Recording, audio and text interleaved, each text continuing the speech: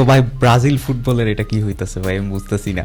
যেই প্লেয়ারগুলা ইনজুরি হওয়ার কথা, মামার ঘরের ভাই চাচার ঘরের ভাই, তাদেরকে আইন না, যেমন ডেনিলো, তারপর আপনার স্যান্ড্রো, মার্কিন হোস, তারা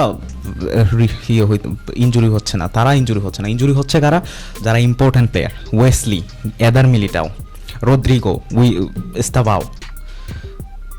কিছু করার নাই ভাই, যা হওয়ার হয়ে গেছে। এখন এক্সট্রা একটা মিডফিল্ডার খেলাতে হবে, যা ব্রাজিল যেটা আগে ছিল 4-2-4 ফরমেশনে খেলার, কিন্তু এটা এখন তারা 4-2-4 ফরমেশনে খেলতে পারবে না।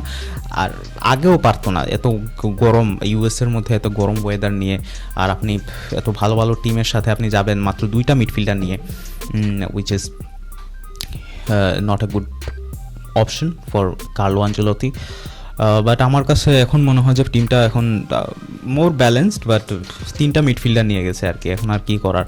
কিন্তু এডারসনকে নিয়ে গেছে, তার কার্লো আনচেলত্তির এমন একটা প্লেয়ার দরকার ছিল মিডফিল্ডে, যে সে বল স্ন্যাচ করে আনবে, সে সবার থেকে বল কেড়ে আনবে, সে ডিফেন্ড করবে, সে দৌড়াবে, মানে প্লেয়ার না, তার কার্লো আনচেলত্তি ঘোরা দরকার ছিল, সে এডারসনকে আনছে।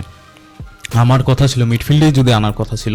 আবার তুমি ডিফেন্ডেও তুমি ব্যালেন্স পেতে চাও, তোমার আরও ভালো অপশন আছে। You could go for Beraldo, champions league winner, Luis এনরিকের সাথে সে একটা দারুণ সিজন কাটিয়েছে, তাকে তুমি আনছো না। তুমি আনলে এখানে তোমার এজ এ রাইট ব্যাক হিসাবেও সে খেলতে পারে, সে ডিফেন্ডার হিসাবেও তো, সে তো ডিফেন্ডার হিসেবেই খেলে, আর একজন মিডফিল্ডার হিসেবেও খেলতে পারে। তুমি একজন মিডফিল্ডার পাচ্ছ, একজন ডিফেন্ডার পাচ্ছ, একজন রাইট ব্যাক পাচ্ছ। আমি বলবো কেন না, কেন বেরালদো না।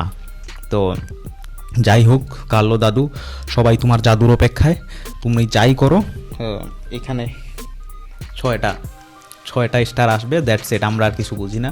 তুমি বেরালদোর জায়গার গ্যাব্রিয়াল সার আনো, তুমি ফাবিনোকে আনো, তুমি কপর্তিকা পেলেকে উঠাই আনো, আমাদের শুধু 5টা থেকে 6টা হইলে হইব ভাই, দ্যাটস ইট।